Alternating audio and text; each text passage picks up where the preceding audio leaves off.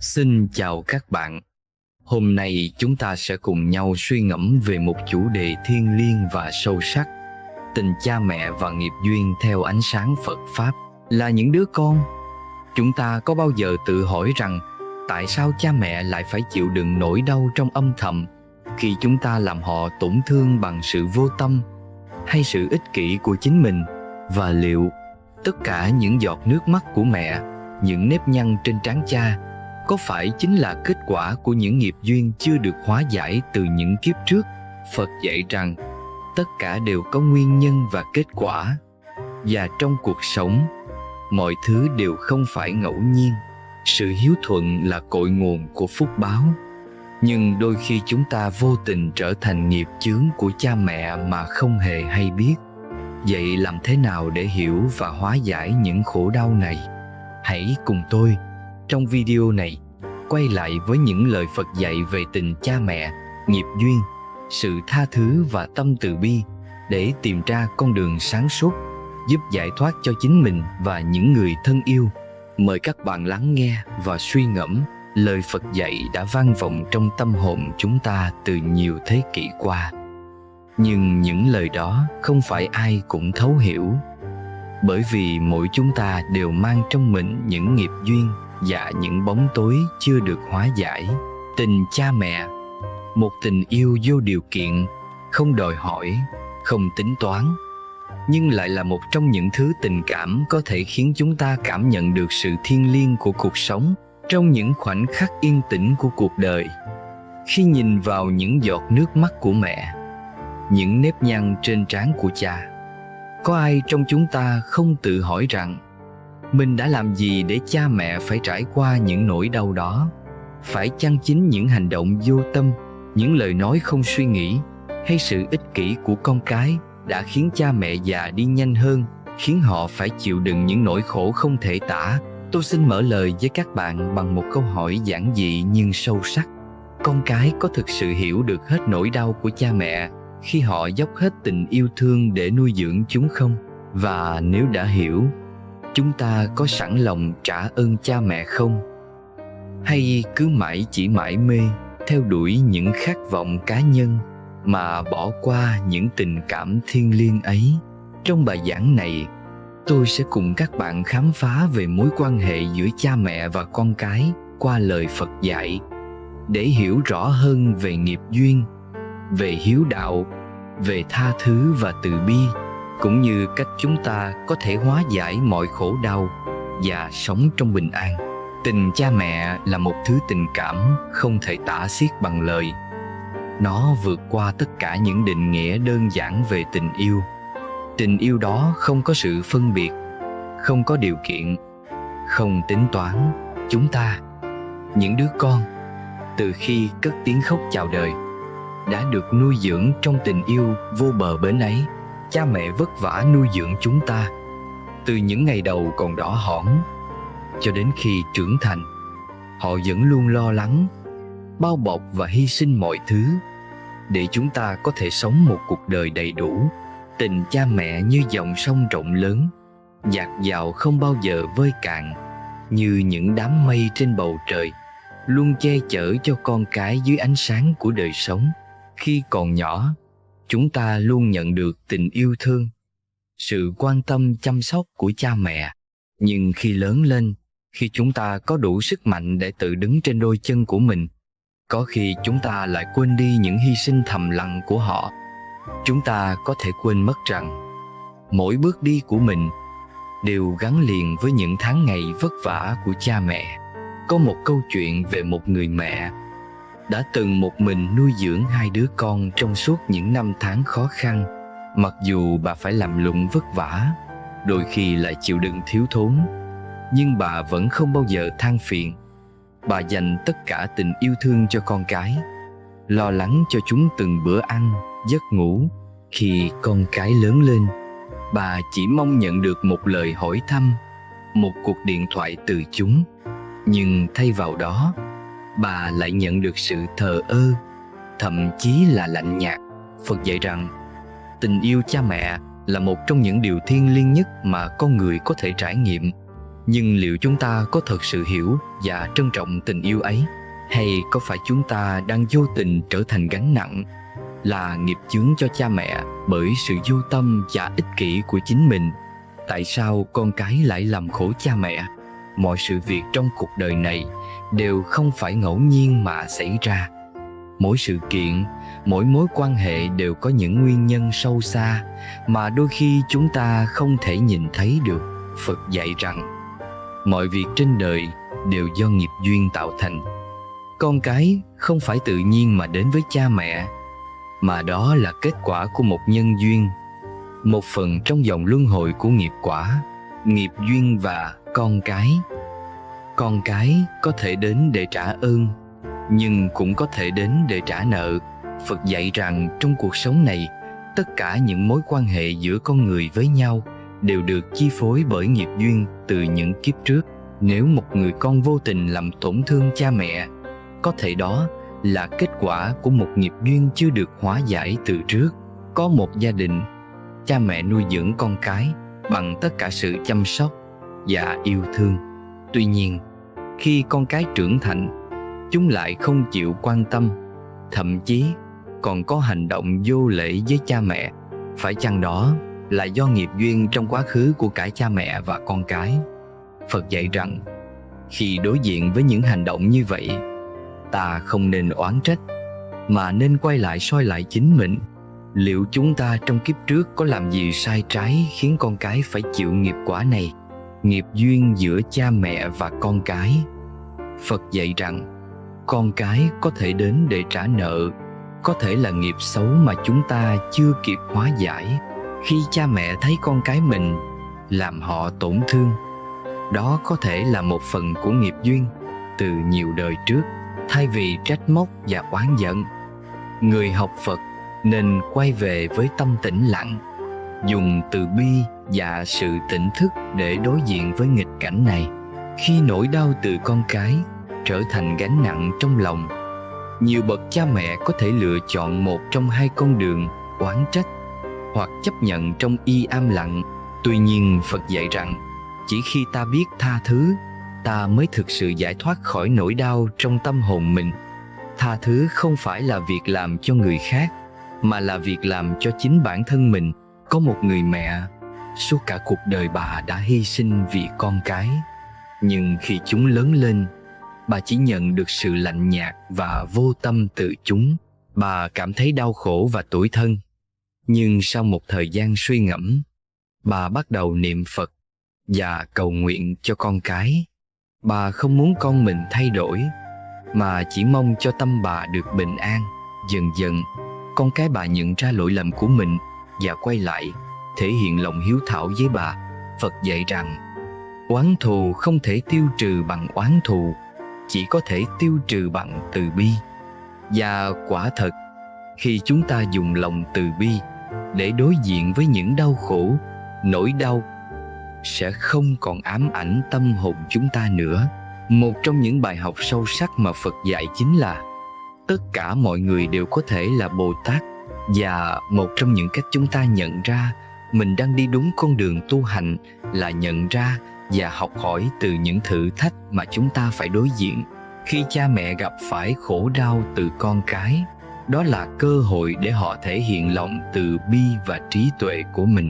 Khi con cái làm cha mẹ tổn thương, thay vì oán trách, cha mẹ có thể coi đó là cơ hội để tu hành, để học hỏi về lòng kiên nhẫn, về sự tha thứ và sự hiểu biết sâu sắc về nhân quả.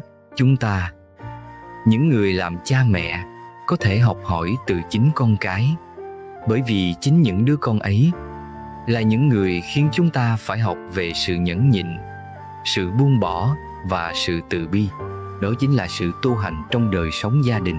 Có một câu chuyện về một người mẹ đã nuôi dưỡng đứa con trong nghèo khó. Mặc dù bà đã không quản ngại hy sinh, nhưng khi đứa con trưởng thành, nó lại rơi vào con đường nghiện ngập, khiến bà phải trải qua vô vàn đau đớn. Mẹ có thể lựa chọn oán giận con, trách móc số phận, nhưng bà đã chọn con đường của Phật Pháp, kiên nhẫn, từ bi và tiếp tục cầu nguyện cho con. Mỗi ngày, bà đều dành thời gian tụng kinh, niệm Phật và tâm niệm rằng con của bà sẽ được giải thoát khỏi nghiệp quả. Sau một thời gian dài, người con này đã quay lại, nhận thức được lỗi lầm của mình và từ bỏ con đường tội lỗi. Cha mẹ có thể nhìn nhận con cái là những vị Bồ Tát của mình. Họ đến không chỉ để đem lại hạnh phúc mà còn để giúp cha mẹ tu hành, học cách buông bỏ sự ích kỷ, sự oán giận và thay vào đó là lòng từ bi. Đó chính là một phần của quá trình chuyển hóa nghiệp duyên, là con đường giúp gia đình đi đến sự giải thoát.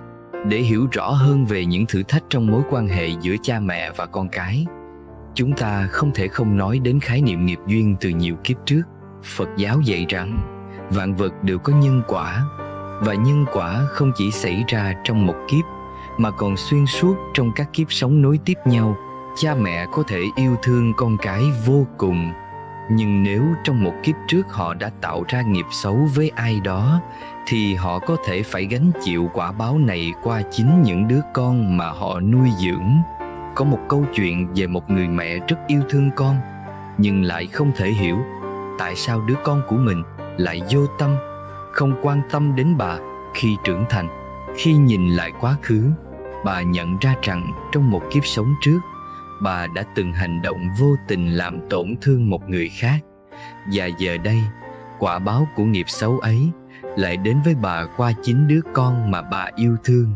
Tuy nhiên, thay vì oán trách, bà đã quay lại với Phật Pháp, hiểu rằng đây là nghiệp duyên phải gánh chịu, và chỉ có sự tỉnh thức, từ bi và niệm Phật mới có thể hóa giải. Mỗi khi cha mẹ gặp khó khăn, không phải lúc nào cũng là lỗi của bản thân họ. Đó có thể là quả báo của nghiệp từ kiếp trước. Phật dạy rằng không nên oán trách, vì oán trách chỉ khiến nghiệp duyên thêm sâu dày. Hãy quay lại với chính mình, dùng từ bi và sự tỉnh thức để chuyển hóa nghiệp duyên và sống một đời sống có ý nghĩa. Phật dạy rằng từ bi là con đường dẫn đến giải thoát, không chỉ cho bản thân mà còn cho những người xung quanh. Khi đối diện với đau khổ, khi con cái làm cha mẹ khổ, ta phải dùng từ bi để hóa giải. Từ bi là việc nhìn nhận mọi việc bằng cái nhìn bao dung, không phán xét, không chỉ trích. Từ bi là sự yêu thương không điều kiện, giúp chúng ta hiểu rằng mọi người đều đang chịu đựng những khổ đau riêng, và thay vì gia tăng khổ đau đó, chúng ta phải tìm cách làm dịu nó bằng sự yêu thương. Có một bà mẹ già đã nuôi dưỡng con cái từ nhỏ, nhưng khi con cái trưởng thành, họ lại bỏ mặc bà. Những lúc bệnh tật, bà cảm thấy rất cô đơn, nhưng thay vì trách móc con cái, bà đã chọn con đường của từ bi. Bà luôn nghĩ đến những khoảnh khắc vui vẻ khi con cái còn nhỏ, và bà niệm Phật mỗi ngày, cầu nguyện cho con cái được bình an. Khi bà không còn kỳ vọng gì từ con cái, bà đã tìm thấy sự an lạc trong tâm hồn mình. Từ bi là sức mạnh giúp ta vượt qua mọi thử thách. Khi cha mẹ đau khổ vì sự vô tâm của con cái, họ có thể dùng lòng từ bi để không bị tâm trạng tiêu cực chi phối. Từ bi không có nghĩa là bỏ qua lỗi lầm, mà là hiểu rằng mỗi người đều có một câu chuyện riêng, và mỗi hành động của họ đều có nguyên nhân sâu xa. Chỉ có lòng từ bi mới giúp chúng ta vượt qua được khổ đau. Phật dạy rằng tha thứ là con đường duy nhất để giải thoát khỏi nỗi đau. Tha thứ không phải là chấp nhận những hành động sai trái của người khác, mà là buông bỏ sự oán giận, không để những cảm xúc tiêu cực chiếm lấy trái tim và tâm hồn mình. Tha thứ là một hành động của trí tuệ. Khi chúng ta hiểu rằng tất cả mọi sự đều có nguyên nhân và kết quả, và đôi khi chúng ta phải học cách sống với những khổ đau mà không để chúng điều khiển cuộc đời mình. Có một người cha suốt cả đời hy sinh vì con cái. Tuy nhiên, khi con cái lớn lên, họ không còn quan tâm đến ông. Thậm chí, một trong những đứa con đã làm tổn thương ông bằng những lời nói cay nghiệt. Trong những ngày tháng đau khổ, người cha bắt đầu nhìn lại mình, và ông hiểu rằng nếu cứ giữ trong lòng sự oán giận, ông sẽ không bao giờ có thể sống bình an. Ông quyết định tha thứ, không chỉ cho con mình mà còn cho chính mình. Khi ông buông bỏ sự oán giận, tâm hồn ông trở nên thanh thản, và cuối cùng đứa con ấy đã quay lại, nhận ra lỗi lầm và xin lỗi cha. Tha thứ là con đường giải thoát cho chính bản thân mình. Khi ta giữ trong lòng sự oán giận, chúng ta chỉ làm cho tâm hồn mình thêm nặng nề. Nhưng khi ta biết tha thứ, chúng ta sẽ tìm thấy sự bình an. Tha thứ không có nghĩa là quên đi những sai lầm, mà là buông bỏ những nỗi đau trong tâm trí, để chúng ta có thể tiến bước trên con đường tu hành và sống một cuộc đời bình an. Cuối cùng, điều quan trọng nhất mà Phật dạy chính là sự quay về với chính mình. Chúng ta không thể thay đổi thế giới bên ngoài nếu như chúng ta không thay đổi chính mình.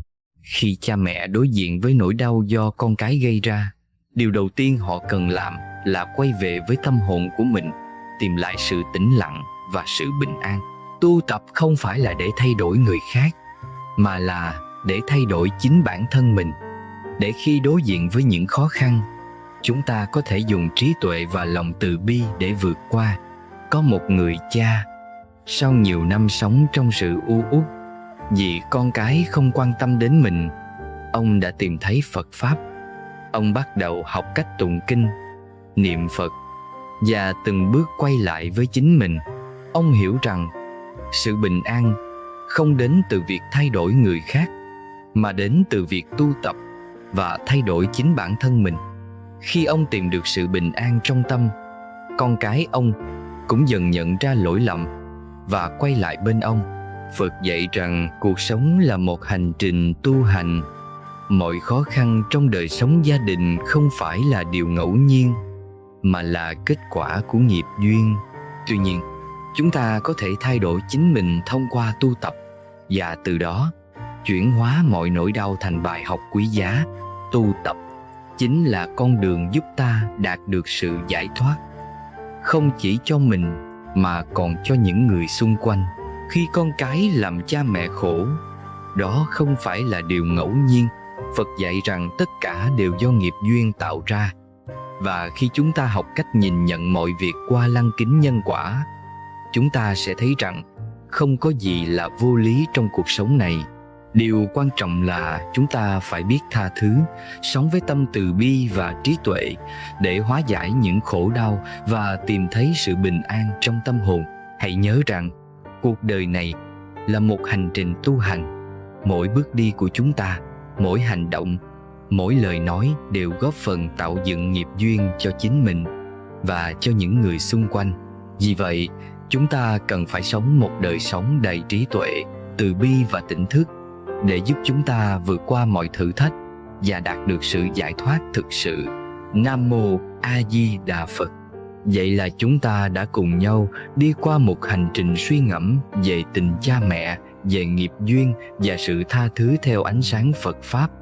Qua những câu chuyện, những bài học sâu sắc, hy vọng rằng mỗi người trong chúng ta sẽ tìm thấy sự bình an trong tâm hồn, sự hiểu biết về nhân quả và nghiệp duyên, và quan trọng hơn cả là học được cách sống với lòng từ bi và sự tỉnh thức. Tình cha mẹ là vô cùng thiêng liêng và quý giá, nhưng đôi khi chúng ta vô tình để những sự vô tâm và ích kỷ của mình làm tổn thương họ.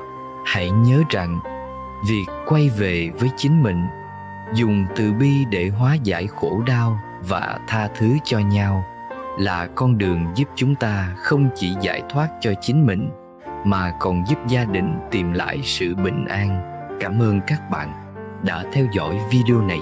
Nếu bạn cảm thấy thông điệp trong video hữu ích, đừng quên nhấn like, chia sẻ cho những người thân yêu và đăng ký kênh để không bỏ lỡ những bài giảng sâu sắc khác về Phật Pháp và cuộc sống.